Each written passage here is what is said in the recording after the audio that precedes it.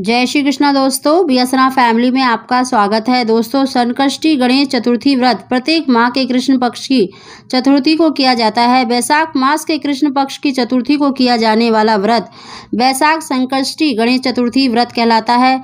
भविष्य पुराण में कहा गया है कि जब मन संकटों से घिरा महसूस करे तो गणेश चतुर्थी का व्रत करें। इससे कष्ट दूर होते हैं, धर्म, अर्थ, मोक्ष, विद्या, धन व आरोग्य की प्राप्ति होती है। कैसी भी मनोकामना हो, गणेश जी की पूजन करने से, व्रत कथा सुनने से अवश्य ही पूरी होती है। हर महीने की देखिए संकष्टी चतुर्थी आती है और इसकी व्रत कथा भी अलग अलग होती है। आज की वीडियो में हम वैशाख संकष्टी चतुर्थी व्रत कथा और साथ ही आपको पूजन विधि बता रहे हैं। बोलो गणेश जी भगवान की जय। वैशाख के महीने की संकष्टी चतुर्थी व्रत कथा, इसमें धर्मकेतु नाम के ब्राह्मण की कथा आती है। पार्वती जी ने पूछा, वैशाख के महीने की कृष्ण पक्ष की जो संकटा नामक चतुर्थी कही गई है, उस दिन किस गणेश का किस विधि से पूजन करना चाहिए, उस दिन भोजन में क्या ग्रहण करना चाहिए। गणेश जी ने उत्तर दिया, हे माता, वैशाख कृष्ण चतुर्थी के दिन व्रत करना चाहिए। उस दिन वक्रतुंड नाम गणेश जी का पूजन करके भोजन में कमल गट्टे का हलवा लेना चाहिए।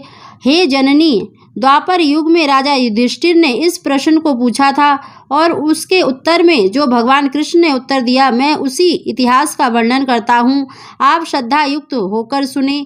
श्री कृष्ण बोले, हे राजा युधिष्ठिर, इस कल्याण चतुर्थी का व्रत जिसने किया और उसे जो फल प्राप्त हुआ, मैं तुमसे कह रहा हूँ। प्राचीन काल में एक रतिदेव नाम का प्रतापी राजा हुए। जिस प्रकार आग तृण समूह को जला डालती है, उसी प्रकार वे अपने शत्रुओं के विनाशक थे। उनकी मित्रता यम, कुबेर और इंद्र आदि देवों से थी। उन्हीं के राज्य में धर्मकेतु नाम का एक श्रेष्ठ ब्राह्मण रहते थे। उनकी दो स्त्रियां थी, एक का नाम सुशीला और दूसरी का नाम चंचला था।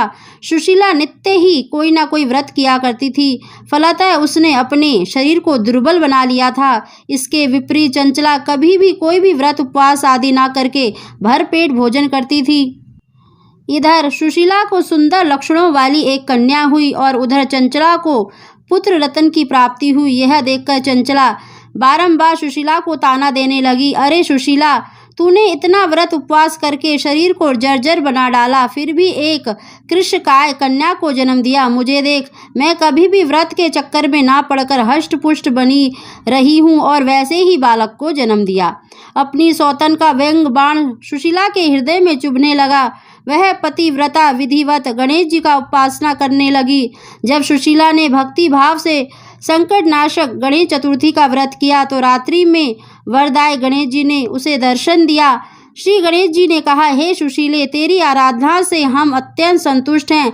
मैं तुम्हें वरदान दे रहा हूँ कि तेरी कन्या के मुख से निरंतर मोती और मूंगा प्रवाहित होते रहेंगे। हे कल्याणी, इससे तुझे सदा प्रसन्नता रहेगी। हे सुशीले, तुझे वेद शास्त्र वेता एक पुत्र भी उत्पन्न होगा। इस प्रकार का वरदान देकर गणेश जी वहीं अंतर्ध्यान हो गए।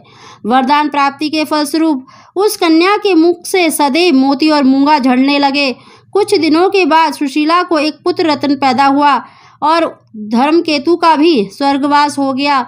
उसकी मृत्यु के अंतर चंचला घर का सारा धन लेकर दूसरे घर में जाकर रहने लगी, परंतु सुशीला पतिगृह में रहकर ही पुत्र और पुत्री का पालन पोषण करने लगी।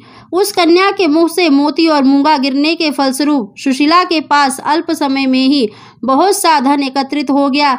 इस कारण चंचला उससे ईर्ष्या करने लगी। एक दिन हत्या करने के उद्देश्य से चंचला ने सुशीला की कन्या को कुएं में ढकेल दिया। उस कुएं में गणेश जी ने उसकी रक्षा की। वह बालिका सकुशल अपनी माता के पास लौट आई। उस बालिका को जीवित देखकर चंचला का मन उद्विग्न हो गया। वह सोचने लगी कि जिसकी रक्षा ईश्वर करता है, उसे कौन मार सकता है। इधर सुशीला अपनी पुत्री को पुनः प्राप्त करके प्रसन्न हो गई। पुत्री को छाती से लगाकर उसने कहा, श्री गणेश जी ने तुझे पुनः जीवन दिया है। अनाथों के नाथ गणेश जी हैं। चंचला आकर उसके पैरों में नतमस्तक हो गई। उसे देखकर सुशीला को आश्चर्य का ठिकाना ना रहा। चंचला हाथ जोड़कर कहने लगी, है बहन सुशीले, मैं बहुत ही पापिन हूँ, दुष्टा हूँ। आप मेरे अपराधों को क्षमा कीजिए। आप दयावती हैं। आपने दोनों कुलों का उद्धार कर दिया है। जिसका रक्षक देवता होता है, उसका मानव क्या बिगाड़ सकता है। जो लोग संतों एवं सत्पुरुषों का दोष देखते हैं वे अपनी करनी से स्वयं नाश को प्राप्त होते हैं। इसके बाद चंचला ने भी उस कष्ट निवारक पुण्यदायक संकष्ट नाशक गणेश जी के व्रत को किया। श्री गणेश जी के अनुग्रह से परस्पर दोनों में प्रेम भाव स्थापित हो गया। जिस पर गणेश जी की कृपा होती है उसके शत्रु भी मित्र बन जाते हैं। सुशीला के द्वारा संकट नाशक गणेश चतुर्थी का व्रत किए जाने के कारण ही उसकी सोच चंचला का हृदय परिवर्तन हो गया। श्री गणेश जी कहते हैं कि हे देवी, पूर्व काल का पूरा वृत्तांत आपको सुना दिया।